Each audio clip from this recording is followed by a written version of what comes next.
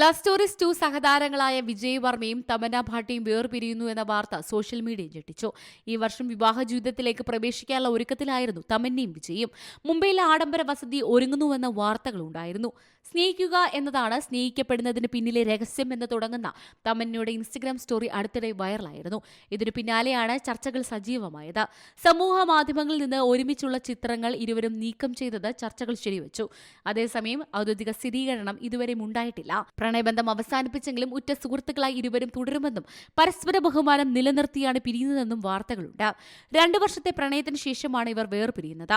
2023 പുറത്തുവന്ന love stories 2 എന്ന ചിത്രത്തിന്റെ സെറ്റിൽ വെച്ചാണ് ഇരുവരും പരിചയപ്പെടുന്നത്. പലപ്പോഴും അഭിമുഖങ്ങളിൽ പ്രണയത്തിന്റെ സൂചനകൾ Tamannaah പരസ്യമാക്കി.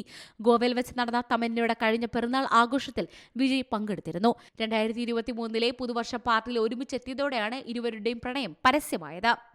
Entertainment desk Zee Malayalam news.